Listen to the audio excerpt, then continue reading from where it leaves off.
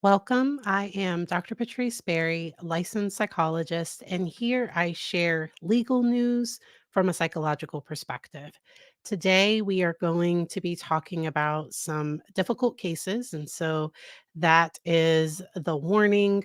I did see a new Jesse Hildebrandt interview over on Mormon podcast, and I do want to play a little bit from there. But today's topic, we are going to start with a news article that I saw first thing this morning. I was really just wow. Wow. So let me get my tabs together. For some reason, it's not streaming. There we go. All right. So here is a case of a father that had a sleepover for his 12-year-old daughter, and she invited a few friends over, and one of the friends ends up calling texting their mother to say, "Something's not right. I need you to come and get me." And here on this channel, we have talked about using safe words. We have talked about some of these things. And in this video, I want to talk about some signs of grooming, some signs that something isn't okay, and just give some general tips for parents, for you know anybody that interacts with children, just giving some general tips for um, just creating that safe space where if a child isn't okay, that they can come forward. So this was just reported today. An Oregon father is accused of mm, putting and actually it's benzodiazepines, putting those in their smoothie, okay, during a sleepover. According to court documents, this 57-year-old man turned himself in after being accused of giving three 12-year-old girls a sleeping drug during his daughter's sleepover in his home. And this was back in August of 2023. Not sure why this charges are just now coming, but like I said, I just saw so this article was published March 4th, so that would have been yesterday. He pleaded not guilty Wednesday and faces charges, including causing another person to ingest a controlled substances. According to documents, he is accused of lacing mango smoothies with benzodiazepines, usually used to treat insomnia and panic attacks. The court documents say the girls told police they felt groggy and some even were kind of blacking out. Documents state that he made repeated visits into the basement where the girls slept, watching them sleep, and at one point holding his finger under a girl's nose and waving her hand in front of her face to see if she's asleep. That is just red flag after red. That is a problem. One of the girls said she managed to stay awake and texted her mom just before 2 a.m. "Mom, please pick me up and say I had a family emergency. I don't feel safe. I might not respond, but please come get me. Please pick up, please, please." And I am so glad that girl stayed awake, because she could have protected her other friends. Like she could have really protected everyone else from whatever he was kind of planning. Like that is very, very sick. That is definitely a problem, and I'm so glad that she reached out. This is where to parents, I'm going to make myself a little bit bigger for this part.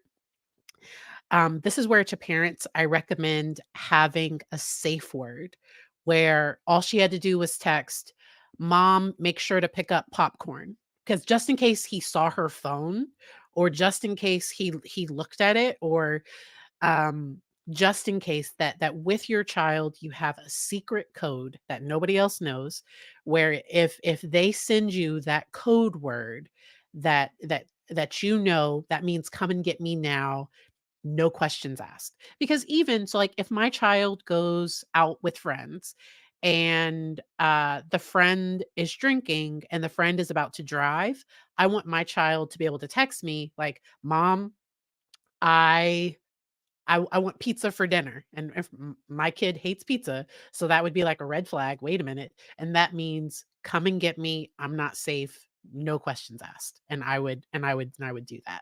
And so this isn't just like I don't want to. This isn't just for these types of situations, but I'm so glad that that girl texted her mom. I'm glad her mom got the text message and that she went to get her child. I believe the girls were like taken to the hospital or something because that's how they ended up testing them, and that's how they found out that there was something in the smoothie.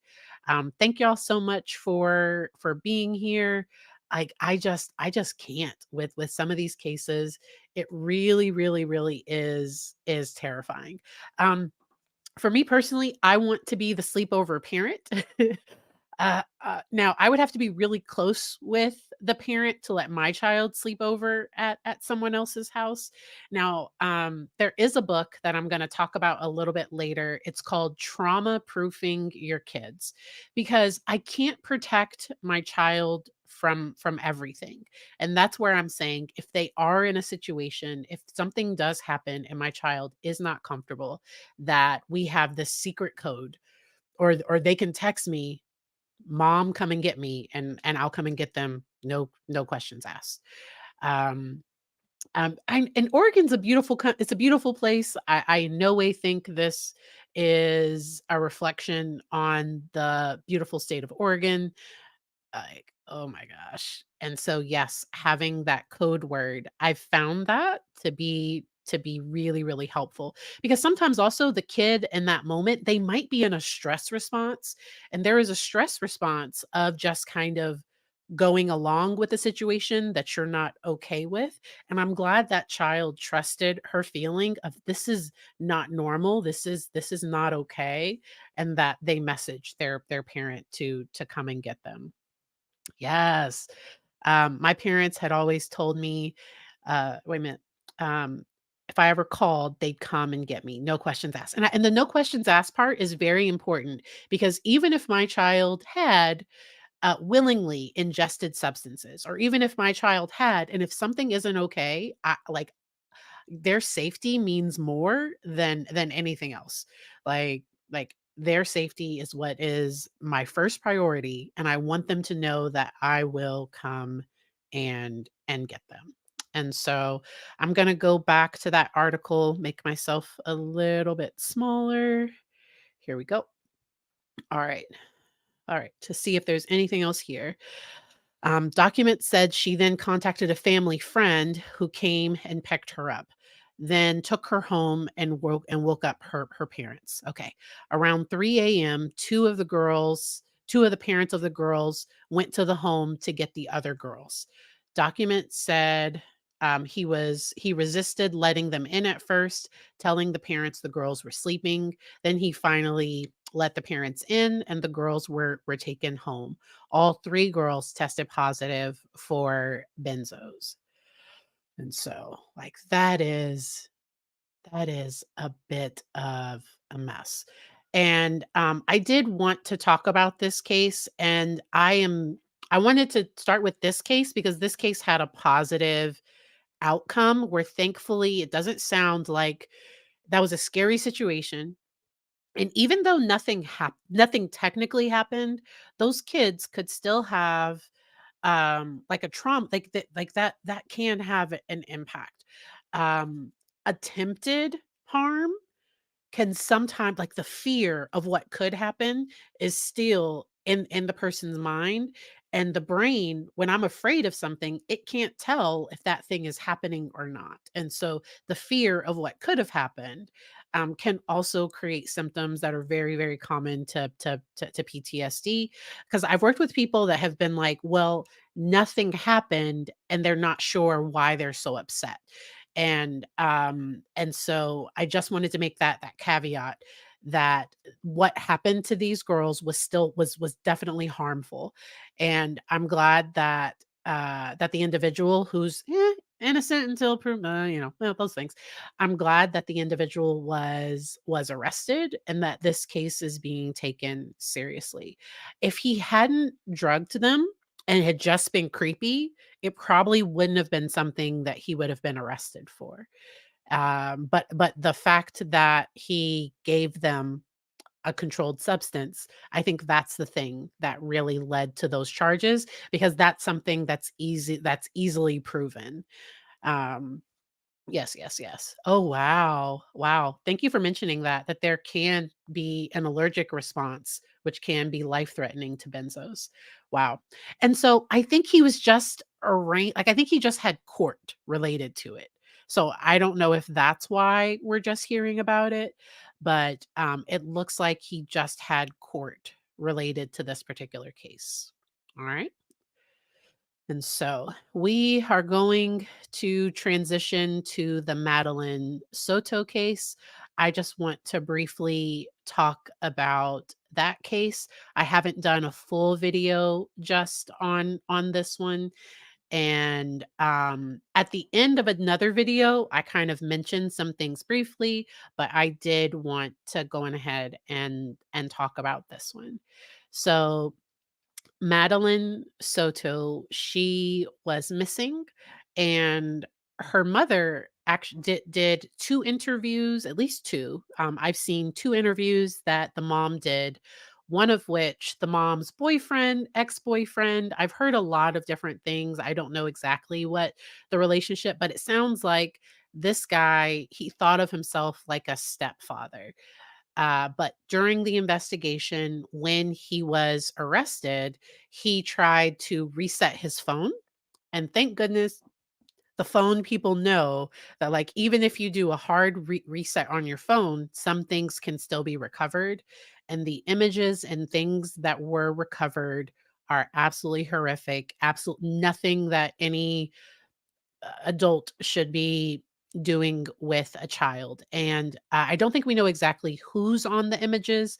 We know that it's in the home, but I think there's some allegations, there are some assumptions that some of this might have been Maddie when she was as young as maybe 11 years old. That's when, like, that's when some of the recording, like, that's what some of his recordings on his phone. So um let me just kind of go through this part. This happened in Kissimmee, Florida, and Maddie had just turned 13, and she went missing.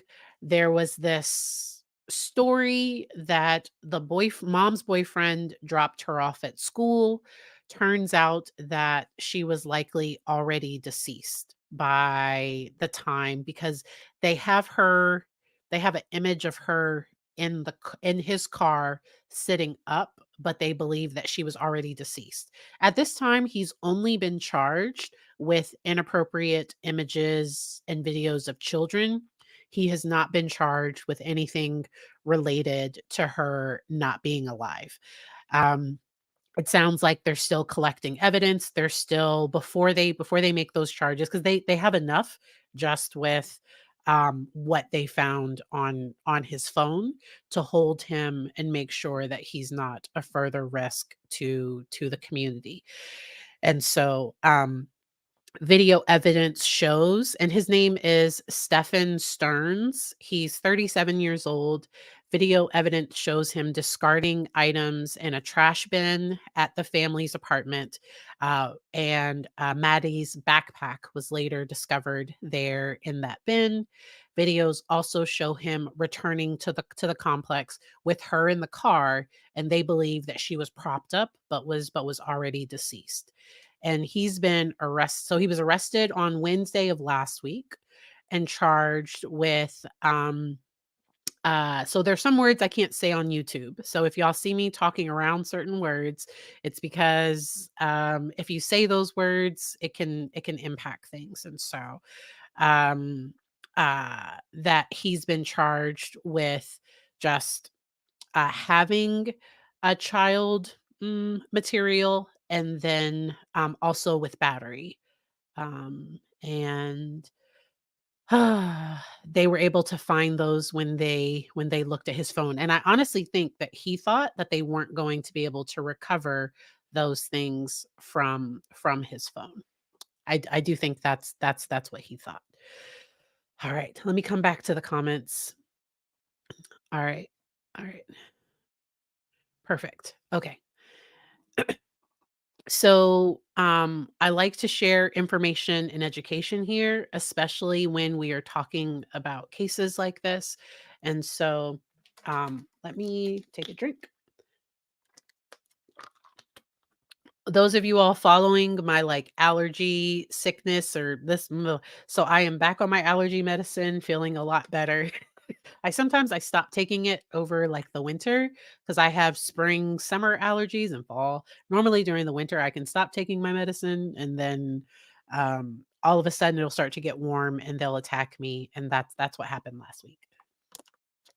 But I'm doing much better now. Okay. So here are some of the signs. Um, People that are harmful, they often pick victims that allow them ease of access and that they can easily manipulate. Like that is something that in no way, because to me the adult should be safe. So that in no way is blaming or shaming, or like kids are supposed to be trusting. Like kids, they're not supposed to think that, somebody could or would do something like this. Because of the work I do, I talk a lot with teaching kids about body boundaries, about emotional boundaries, just like I said, because of the work I do. And there's a great book that talks about consent and boundaries, and I'm going to share this one right here. It is my absolute favorite book. I believe I have it linked in my Amazon store. As you see, I already purchased it back in February 2022. I think I got 2 copies, one for my house and one for my office. But it's Let's Talk Body Boundaries, Consent, and Respect. Teach children about body ownership. And I like the fact that this book, it not only talks about that kids have body boundaries for themselves, but also like that babies have to give, like, so like if the baby is like looking like like they don't want to be hugged, then they're that even babies should give consent, and like they should want to be picked up. And I like that the book goes there. Respect feelings, choices, and recognizing bullying behaviors. So this is a really great resource for having those kinds of conversations, especially with young kids. I've also looked at it with older teens, because consent is really important. Like that, you need an enthusiastic yes from like no, because a child can't like that's inappropriate. But like if I'm talking about peer to peer, so I'm talking about two teenagers, that there needs to be an enthusiastic yes. If I'm talking about adults with other adults, that is what consent. No answer is not consent. If a person is under the influence and passed out or not able to give, they're not in their right mind to give an enthusiastic yes. That's not consent. And so making sure to have those conversations. And the book doesn't say enthusiastic yes. Those are other things that's from some of the other readings and trainings and things that I've done. Um, they often try to gain access and isolate the victim. And so I wonder, and I don't know. So we do not know what the mother did and did not know. We do not know what she did and did not know. We do not know how she's taking all of this. And my initial thing, until I know for sure, I always try to err on the side of, I'm gonna assume that she didn't know. But because if she did know, then that's just, ooh, that's a whole other level of just pathology and mm, evil's the word that comes to my mind. Like that's just a whole other situation. Um, they try to develop trust and they start keeping secrets. And so that's why I talk with kids about good secrets and bad secrets.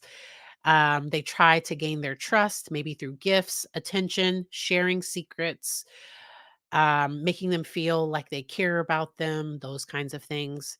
they start to desensitize them to touch and start having discussions around sexual topics. They might even show them adult material. So that is a form that can be a form of that type of abuse, is showing a very young child adult material, because sometimes that's a way to desensitize them to it. And so that's why I think kids knowing the appropriate names of their body parts, having those types of conversations, I think that can be really important. Not that, so every day I don't I always so every day when my kid comes home from school, I asked him, tell me something good, something not so good from your day.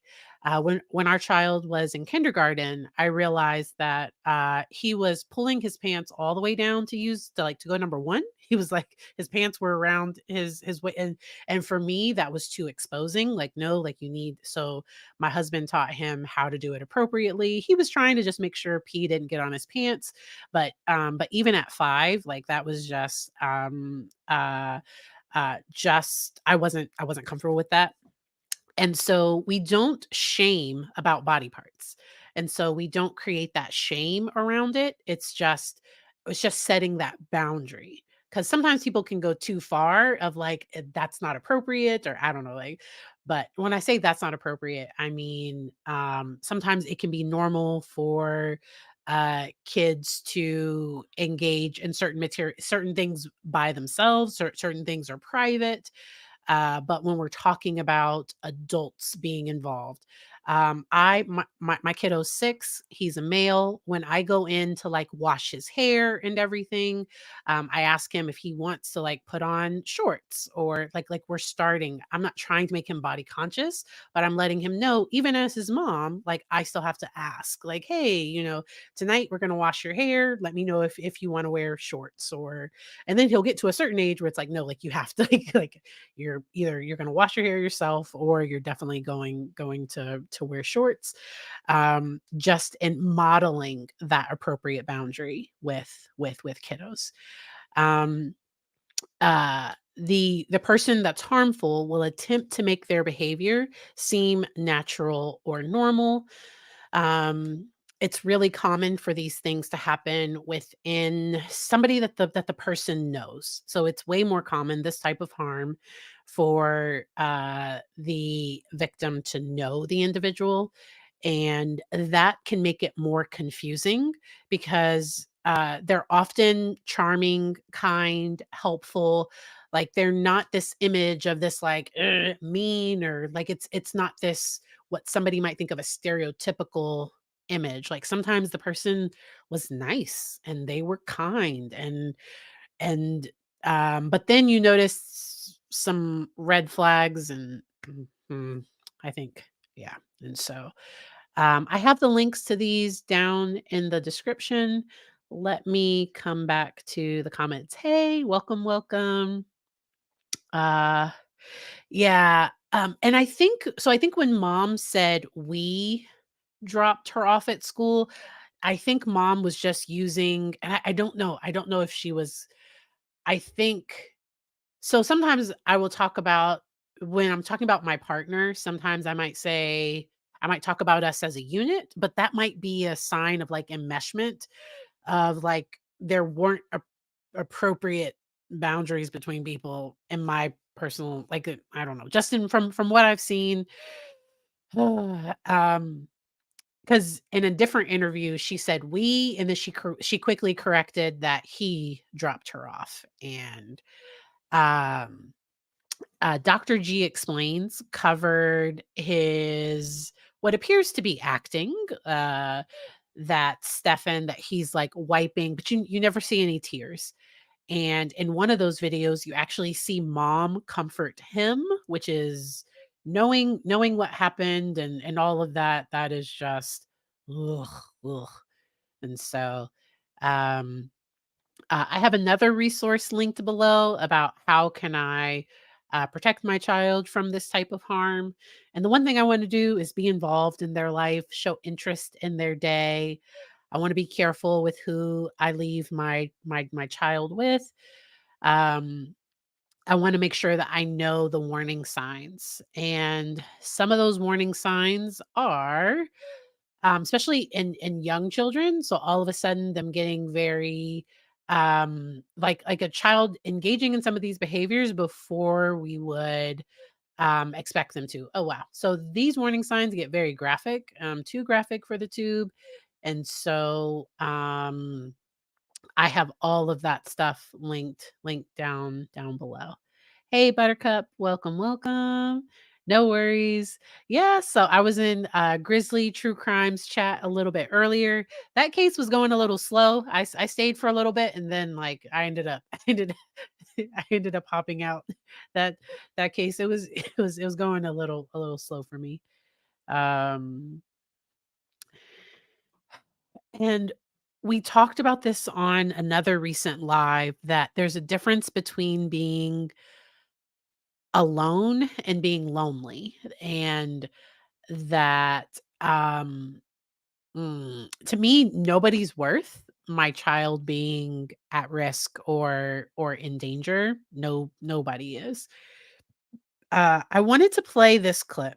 So this is from this was, I think it was released recently. Might have been today. This is a new interview on Mormon Stories podcast with Jesse Hildebrandt. And Jesse Hildebrandt was a victim of physical, emotional, spiritual harm by Jody Hildebrandt, her aunt, when they were I think like 15, or when they were in their teens, 15 or 16. And I want to play this part where Jesse talks about, just how the family not believing them, like how that impacted them. Because when we're talking about things like this, when kids do come forward and say that something isn't okay, it's really, really important to get them appropriate help and support. I have worked with people that have made false allegations. So false allegations do exist. But anytime somebody makes a report, I always treat it seriously. And so I think that's one of the most common questions I receive for you, Jesse, is people saying, well, once Jody was arrested, once you came out with your story, once there would have been lots of opportunities for your parents, for your siblings, for extended family to both know your story in depth if they didn't, but also to have your story somewhat vindicated by the judicial process. Did any reach out to you, apologize, validate, any of that? What was your family's response? And there's going to be multifacets, I'm sure, to your family's response. What are you wanting to share about the various family responses you may have received, both from your Mormon Stories interview, larger media interviews, and then just the judicial potential validation, I guess? Sure, yeah. I mean, this has probably been the most painful aspect of this whole process. I mean, I've had 14, almost 15 years to talk in therapy about Jody, but to continuously relive this part of me of like my parents still to this day not showing up. That's been I think the hardest thing to process. My parents still have not contacted me about this at all. They've sent me a happy birthday text on my birthday last month, as if nothing happened, as if the last 8 months have not occurred at all, which is very, on par for this, this silencing culture, this culture of pretending like nothing is happening, this disempowered culture. I've had a couple cousins reach out and apologize and show solidarity. I've had a couple siblings in various degrees, um, apologize and show support. I mean, it's so complicated because it's not like I wish it could just be like, oh, in this moment everything is healed, but everything that led to this moment, all of the 14 years of behavior and familial culture that has allowed for this to happen doesn't just go away overnight. And this And I thought that was important to share. So, family culture that allows stuff like this to happen. I'm going to go back to parts of just play a little bit more of their interview, because in certain cultures, it's what happens at home stays at home.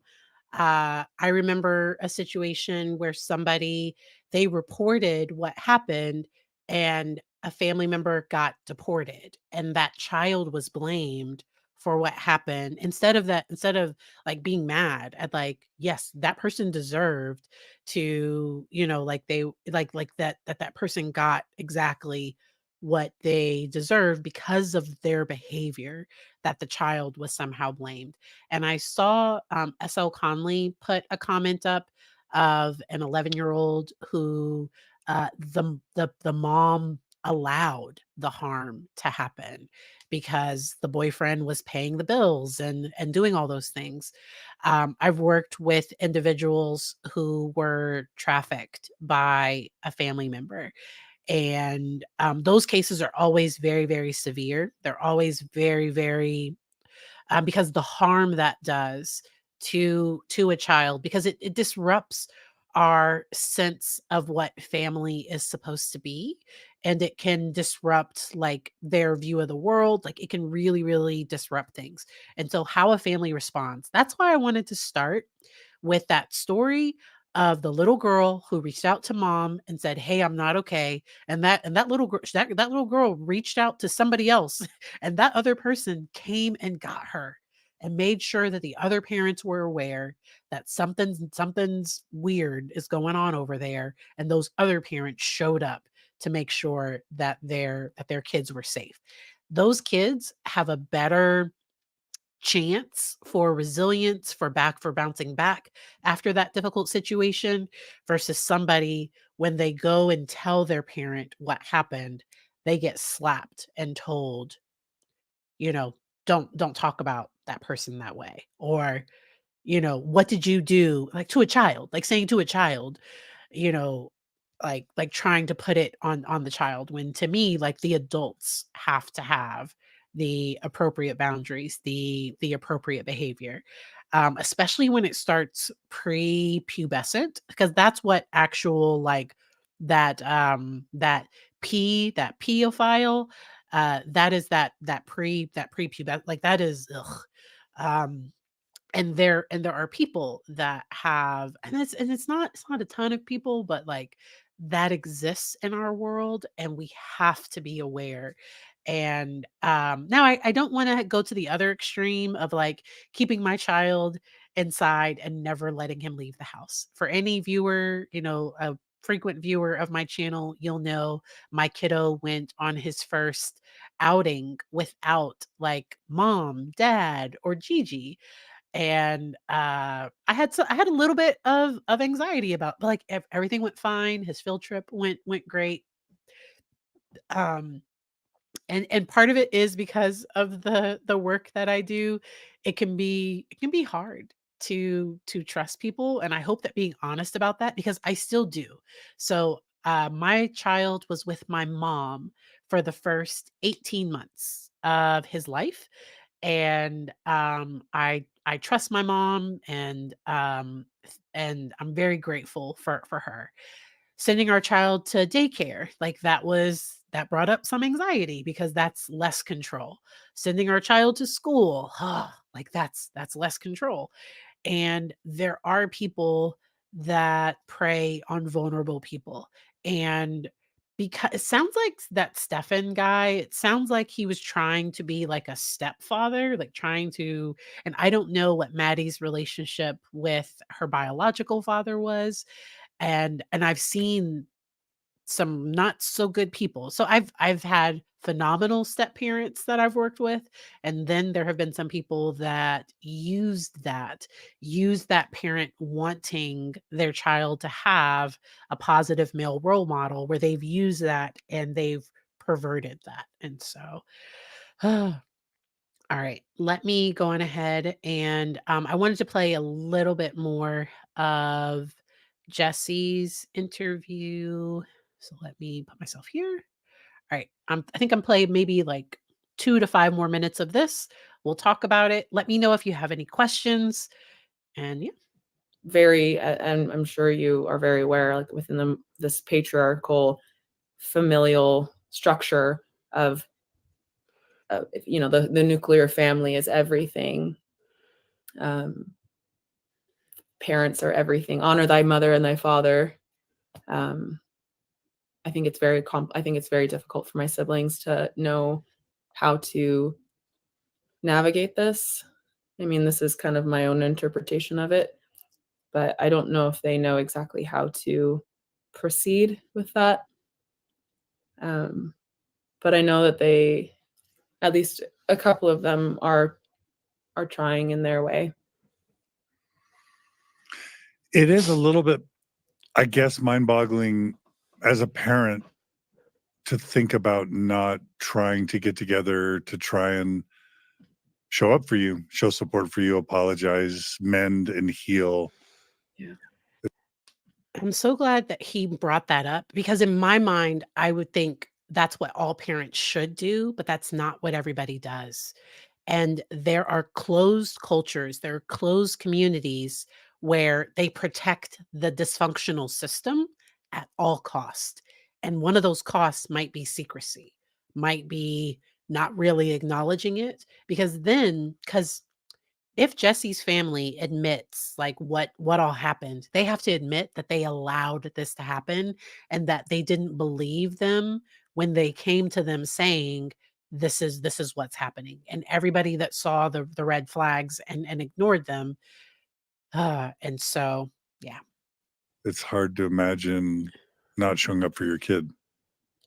I mean, I think I don't really understand my father very well. I have less empathy for him, but for my mom, and understanding being conditioned female, especially within a high demand religion, the disempowerment that women face within those structures is just so immense. And so I have a lot more sympathy for my mom and a lot more grace, like patience for her. But if she were to admit and come to me now and support me in this, that what that would entail is to then admit 14 years of backlogged behavior and invalidation that she participated in, not to mention all of the things that she allowed to happen and okayed. And the depth of shame that the Mormon church just thrusts upon people, upon people in general and upon women is just so immense that I don't know if my mom has the capacity or the space to even begin that process. I think that she is born and bred into the culture of put on the blinders, act like everything is fine, no matter what. And I mean, she has, how old am I? 31. She's 61 years of that, like that's a lot of deprogramming and a lot of deconditioning and relearning. And I mean, I don't have children. I know my mom is not a vicious person. I know she's not a malicious person. And I can't imagine the shame that she would be feeling. And so I think from how I make it make sense in my head is that this is just the safest. I mean, it's incredibly disappointing and I mean, it's devastating to me. I just did an interview like I said earlier today, and in preparing for that, I've already done one interview with this news program, but this one has felt scarier. And I realized that, like, the fact that my parents have not contacted me, or like, that whole feels so much more painful than anything else. And so when we talk about resilience, when we talk about what can help people heal, one of the big things that can really help is the response of the parents. And it sounds like Jesse has their um their chosen family. It sounds like the birth family is still very much in the Mormon religion, still very much not supportive of them. And so uh I'm not sure what their tattoos are. I don't know.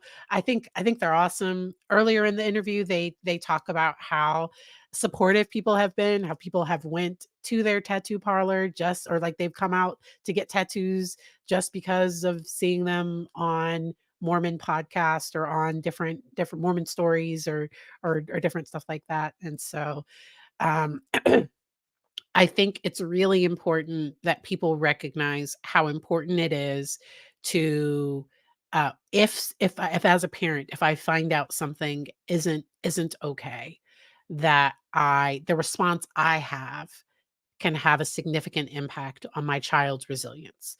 So I think Jesse would probably be in a better place if their parents had protected them. The harm still would be horrific. It would still be bad, and then not having the support of your family on top of that, that just adds an additional weight and does even more harm. And so yes, I truly wish so all of Jody's victims, because I guess people have sent Jesse information, and Jesse was like, because it was overwhelming, because I think Jesse put their information out there like, hey, if you have a story and you want to share it with me, let me know. And they were like bombarded with just a lot. And there are some victims of Jody that haven't come forward, that I don't know if they ever will. And and so for some of my clients, we have to talk about chosen family versus birth family if their birth family isn't safe. All right. Sorry about that. I would try to mute myself if I'm going to do that. Um,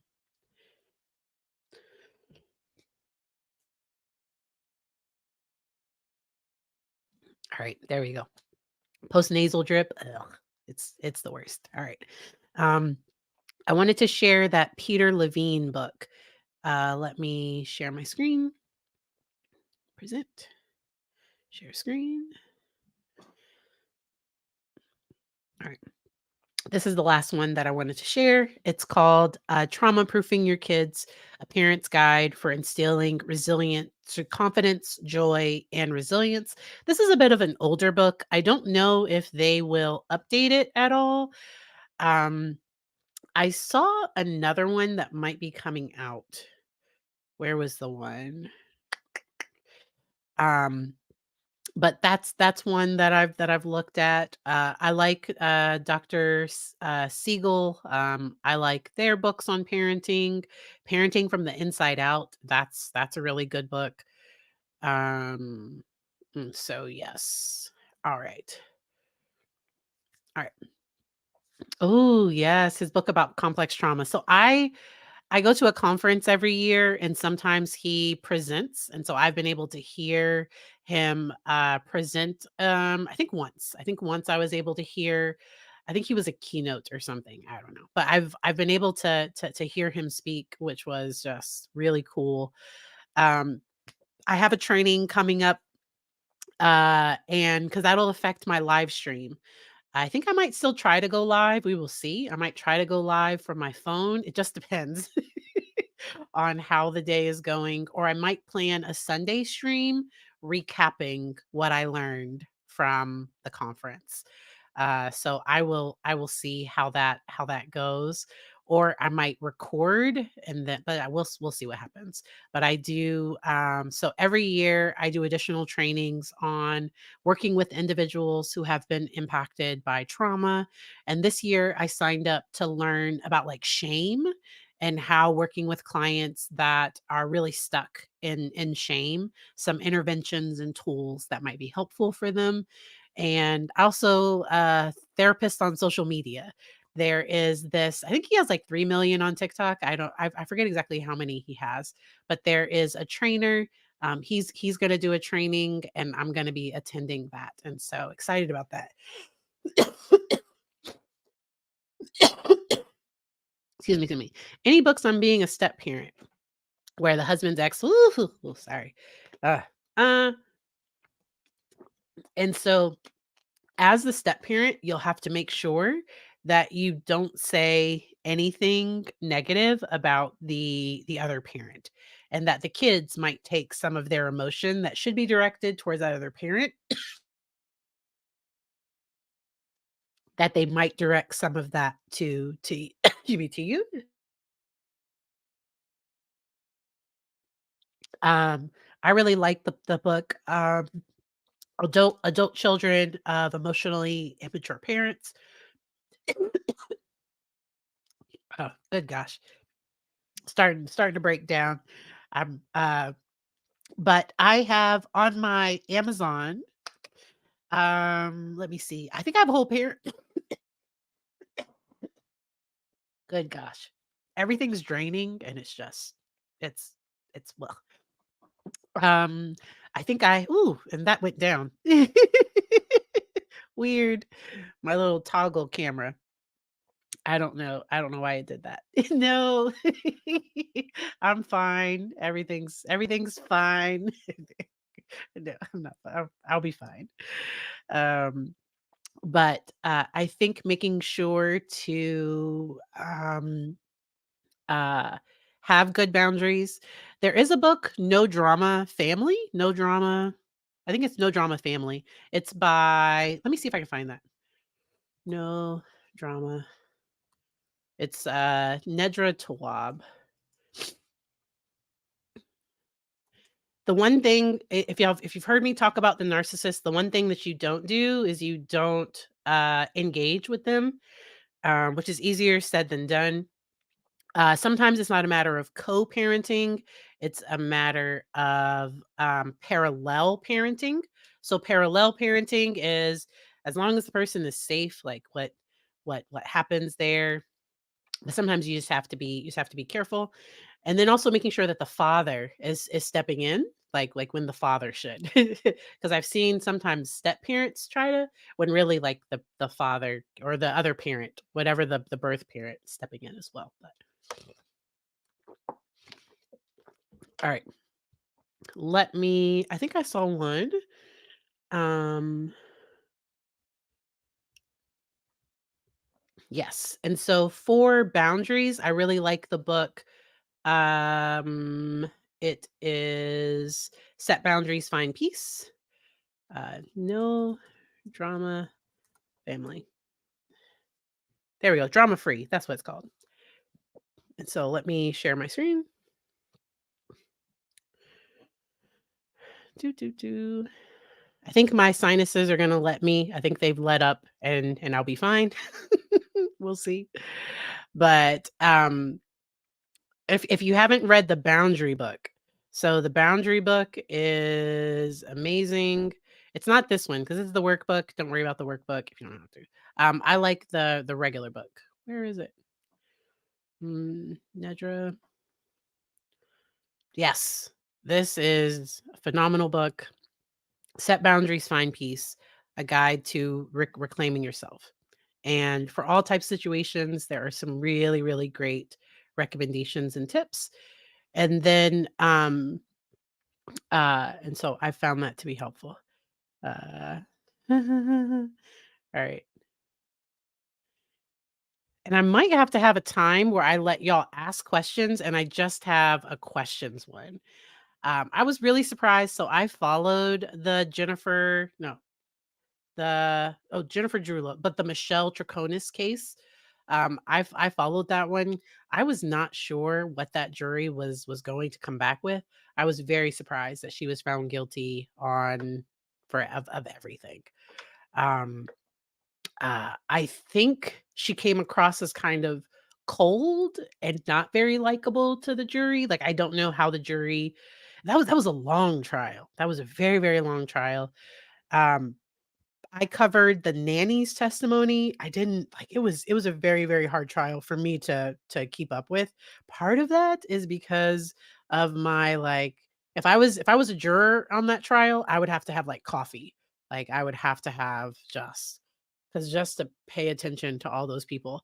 There was an interesting defense expert that came in to talk about memory and because the police were able to lie and say some things happened or that they found things that they didn't actually find, like that was inappropriate, or the detective, like they were able to use, I guess lie, I don't know, like they were able to make up some stuff and the defense had an expert come in and talk about memory and how that might have impacted her real memories, but the jury and I haven't heard anybody from the jury come forward to talk about it. Ooh, so I have a book. I'm sorry, no, I'm not. I do have a book, but that's not what we're talking about. I have a video on anxiety. Let me find it, and I will put it in the chat. Anxiety. Let's see. Dr. Patrice Berry. Let's see if it comes right up. Let's see how YouTube recommendations. No, my videos don't. Oy, okay. I'll have to find it. There we go. All right.